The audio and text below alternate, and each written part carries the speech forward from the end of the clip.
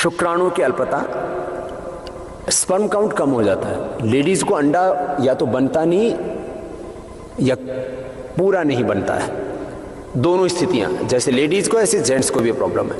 Ladies के लिए तो शिवलिंगी पुत्रजीवक फल घृत का प्रयोग करवाते हैं और शुद्धि के लिए दशमूल क्वाथ भी देते हैं।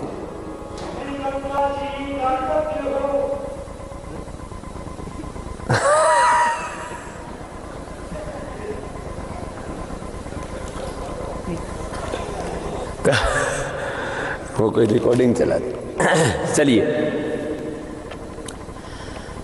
स्पर्म काउंट बढ़ाने के लिए बहुत तरह के उपाय अपनाए जाते हैं। मैं आपको 100% प्रामाणिक उपाय के बारे में बात कर रहा हूं।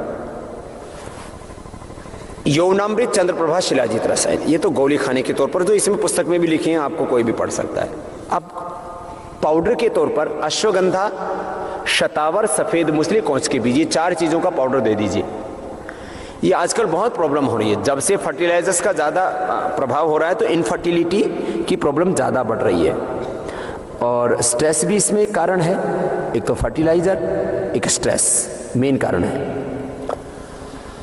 अश्वगंधा, शतावर, सफेद मूसली, कौच के बीज, ऐसे कोई भी व्यक्ति, ताकत की दवाइयों के नाम पर हम पता नहीं क्या आड़ कबाड़ खाते रहते हैं, जिससे कुछ चीज़ों से हेमोग्लोबिन बढ़ता है, जैसे हम हरी सब्जियां खाते हैं, आंवला एलोवेरा लेते हैं और भी जो है आयरन की जो भी चीज़ें लेते हैं, कुछ चीज़ों से कैल्शियम हमको मिलता है, जैसे दूध है और जो भी मिल्क प्रोडक्ट हैं, चाहे पनीर है, चाहे दही है और ऐसे चौलाई आदि चीज़ें जिसमें कैल्शियम होता है। ये जो शरीर के अंदर जो स्पर्म ओवम, जो अंतिम चीज़ है, ये 7 धातुएं मानी जाती हैं, रस, रक्त, मांस, मेद, अस्थि, मज्जा, शुक्र, अंडा। ये जो लास्ट चीज़ है, ये इसको शुक्राणु को बढ़ाने के लिए आहार की भी व्यवस्था है। एक तो दूध का सेवन, और दूध भी यदि जो गाय या भैंस गन्ना खाती है ना, गन्ने का ऊपर का घास, जो नीचे का तो शुगर मिल में चला जाता है, जो ऊपर का जो हरा घास है वो जो है शुक्राणु को बढ़ाने में मदद करता है। इसलिए जो गाय ईख का घास खाती है, उसका यदि दूध पिया जाए तो शुक्राणु के लिए चरक संहिता में उसको औषधि के तौर पर माना गया है, उस गाय भैंस के दूध को। गाय का दूध उत्तम होता ही है। अश्वगंधा, शतावर, सफेद मूसली, कौच के बीज, इनका पाउडर करके खाइए, इससे बेहतर कुछ भी नहीं है। और इतना करने पर और कपालभाति करने पर एक भी व्यक्ति मुझे नहीं मिला, पूरे हिंदुस्तान नहीं पूरी दुनिया में मैं गया हूं, जिसका स्पर्म काउंट ना बढ़ा हो। इतना अच्छा है। और ये प्रॉब्लम और भी जैसे कई तरह की जो है यौन दुर्बलताएं होती हैं, वो सभी इसका प्रयोग कर सकते हैं। जितने भी सेक्सुअल डिसऑर्डर्स हैं उन सब के लिए मैंने बता दिया, ये प्रयोग कर सकते हैं। और लेडीज़ के लिए मैंने बताया शिवलिंगी पुत्रजीवक का प्रयोग, और उससे उनका अंडा पूरा नहीं बनता है या कम बनता है, पूरा बनने के बाद पूरा विकास नहीं होता है। जितने भी ये छोटी छोटी चीज़ें हैं, और हम यहाँ इसलिए उपलब्ध कराते हैं क्योंकि सब लोगों को मिल नहीं पाते, तो इसका वो पुत्रजीवक में से तो गिरी निकालनी पड़ती है, जैसे बादाम में से निकालते हैं। शिवलिंगी का बीज ही होता है, इसको बस पाउडर करके और दोनों को मिला करके फिर ये 1 से 2 ग्राम ले सकते हैं सुबह शाम। बहुत थोड़ी मात्रा में लिया जाता है, इतना ही।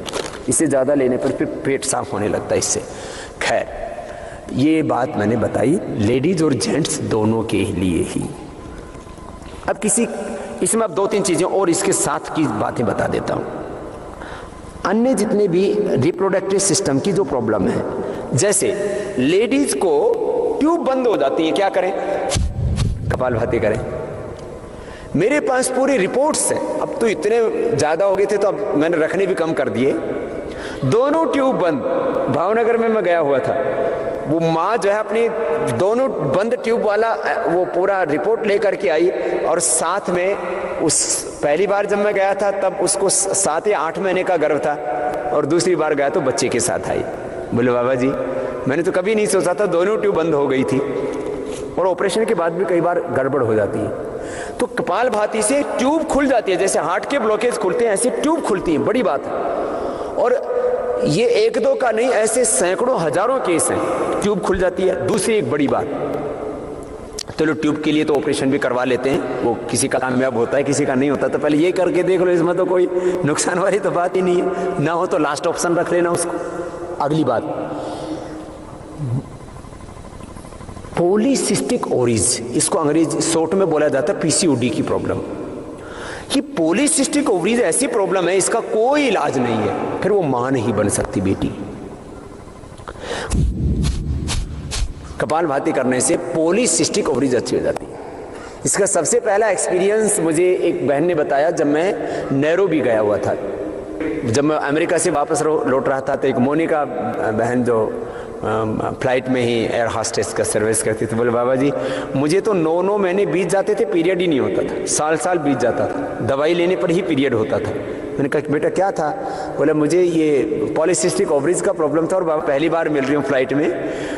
मैंने फिर प्राणायाम किया और मेरा 6 महीने में पॉलीसिस्टिक ओवरीज का प्रॉब्लम अच्छा हो गया। अब मैं बहुत खुश हूँ। कहीं पर भी शरीर में कोई भी गांठ होती है, गांठ के लिए बहुत अच्छी चीज़ होती है हल्दी। हल्दी 2 ग्राम, 1 से 2 ग्राम, किसी किसी की पित्त प्रकृति होती है तो 1 ग्राम, 1 से 2 ग्राम हल्दी गर्म पानी के साथ ले लीजिए, गांठ घुल जाएगी अपने आप। इसमें काचनार गुड़ वृद्धिवादी कपटी काम करती है। ज्यादा गांठ बढ़ जाती है तो फिर उसमें हम शिला सिंदूर प्रवाल पिष्टी देते हैं जो इसमें लिखा हुआ है ज्यादा गांठ बढ़ने पर। बाकी आधा घंटा कपालभाति ये जरूरी है। एकदम फर्स्ट क्लास तबीयत, इससे बेहतर तो कुछ भी नहीं हो सकता। तो यूट्रस के फाइबर्स, ओवरी के सिस्ट, फिलिपियन ट्यूब बंद है, अंडा नहीं बनता है, ये उनके लिए बता दिया। जेंट्स के लिए चाहे स्पर्म काउंट कम है, चाहे जो है आपकी जननेंद्रिय में जो है जो उसमें कई तरह की शिथिलता है, कोई भी कई तरह की प्रॉब्लम्स हैं। अश्वगंधा, शतावर, सफेद मूसली, कौंच का बीज का प्रयोग करना, कपालभाति प्राणायाम करना, चंद्र प्रभावटी, यौनामृत, शिलाजीत रसायन का प्रयोग करना, आपकी प्रॉब्लम अच्छी हो जाएगी। बस ये मैंने बात बता दी। ये थोड़ा सा खुले मंच पर बातें करने में थोड़ा संकोच होता है, लेकिन बीमारी तो बीमारी होती है, उसका इलाज तो बताना ही पड़ता है, इसलिए मैंने आपको ये बातें बताई।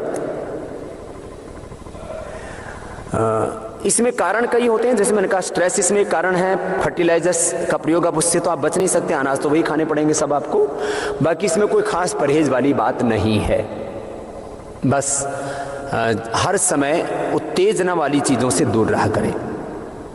आजकल कामोत्तेजना के इतने दृश्य हम देखते हैं, हमेशा पता नहीं क्या दिमाग में कचरा घुसा हुआ है।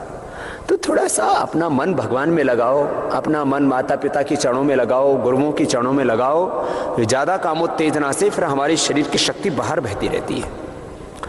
लेडीज को लिकोरिया, जेंट्स को पेशाब के साथ धातु गिरना, फिर जवानों को नाइटफॉल आदि की प्रॉब्लम होना, ये भी प्रॉब्लम्स होती है। उसके बारे में भी थोड़ी सी बात कर लेता हूँ। ये सफ़ेद पानी की समस्या के लिए और जेंट्स को भी जिनको यूरिन के साथ चिकना चिकना पदार्थ निकलता है, उन सब के लिए शीशम के पत्ते सबसे बेस्ट है।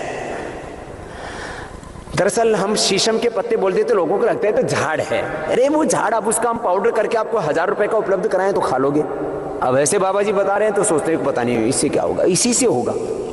इसके लिए बहुत तरह की औषधियां हम देते हैं, लेकिन सबसे बेस्ट मैंने बताया शीशम के पत्ते, लिकोरिया के लिए भी, और एलोवेरा जूस सबके लिए अच्छा है।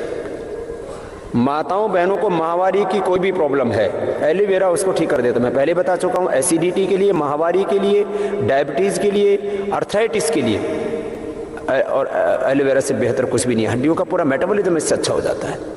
ये ज़बरदस्त चीज़ है। बड़ी बड़ी दवाइयाँ इसके लिए देते हैं हम, वो सब लाभ नहीं करती, तो उसी से ठीक होता है। सफ़ेद पानी के लिए मैंने बात की, वाइट डिस्चार्ज की प्रॉब्लम, इसमें ज़्यादा बढ़ने पर आयुर्वेद में सुपारी पाक भी देते हैं। किसी किसी को चंद्र प्रभावटी से फ़ायदा हो जाता है, किसी को स्त्री रसायन से फ़ायदा हो जाता है। बाकी माताओं को शतावर का प्रयोग अच्छा रहता है। पुरुषों को तो अश्वगंधा, शतावर, सफ़ेद मूसली, कौंच के भी 4 चीज़ें। माताओं के लिए केवल शतावर चूर्ण। शतावर चूर्ण से उनकी सेहत भी अच्छी रहती है। जिन माताओं बहनों के स्तनों में दूध पूरा नहीं आता, उनको दूध भी आ जाता है। जिनके ब्रेस्ट का पूरा विकास नहीं होता, जो एक्सेस आपकी ब्रेस्ट बढ़ जाती हो, तो कपालभाति और जो है योगाभ्यास से ठीक हो जाएंगे। किसी किसी के स्तन पूरे उभर ही नहीं पाते, तो उनको बहुत आत्मग्लानि होती है। ऐसे बेटियों को खास करके विवाह से पूर्व ये समस्या बहुतों को रहती है, किसी किसी को बाद में भी दिक्कत रहती है। तो स्तनों का पूरा विकास ना होता हो, तो ऐसी भी स्थिति में जो है शतावर का प्रयोग बहुत ही उत्तम है। ये स्तनों के विकास के लिए भी और दूध के लिए भी। ये तो एक बहुत अच्छी औषधि है। यद्यपि मैं आज पशुओं की औषधि के बारे में भी आगे बात करूंगा, क्योंकि हमारे किसान भाइयों के बहुत पत्र आते, कहते रहते बाबा जी आप सब बातें बताते हो, हमारे किसानों की जो पशु चिकित्सा के बारे में भी बताया करो। मनुष्य की चिकित्सा तो आपने बहुत कर दी, तो मुझे लगता है इस बार हम थोड़ा सा यहाँ जब यदि मौका मिला तो हम पशु चिकित्सा के बारे में भी बात करेंगे, क्योंकि उसमें भी एक बहुत बड़ा क्षेत्र छूट जाता है। खैर, अभी मैं बात कर रहा हूँ जिन पशुओं को जैसे नए दूध नहीं होते हैं, ऐसे पशुओं के लिए उसमें तो बादाम की खल मिल जाती है, उसको थोड़ा डाल करके देते हैं, और उनको ये जो आयुर्वेद की औषधियाँ और वो सब मैं बाद में पूरा बताऊंगा, फिर गड़बड़ हो जाएगा, मिक्स हो जाएगा। शतावर जो है वो चाहे गाय भैंस हो, किसी को दूध की जो प्रॉब्लम है वो खत्म हो जाती है। माताओं को भी, पहले माताओं के स्तनों में इतना दूध हुआ करता था, पड़ोसियों के बच्चे पी जाया करते थे, आजकल अपने वाले ही भूखे रह जाते हैं। तो ये दिक्कत रहती है, और हीमोग्लोबिन की कमी भी बहुत रहती है माताओं बहनों में। तो उसके लिए तो आंवला एलोवेरा का जूस और कपालभाति प्राणायाम और ये हरी सब्जियां, ये सब 100% ठीक हो जाती है ये लो हीमोग्लोबिन की प्रॉब्लम। लिकोरिया की मैंने बात की थोड़ी सी, और ये जो है ज़्यादा जो ब्लीडिंग होती है उसके लिए भी शीशम के पत्ते बहुत कम करते हैं। इसमें अशोकारिष्ट पिला देते हैं थोड़ा सा ज़्यादा होने पर ना।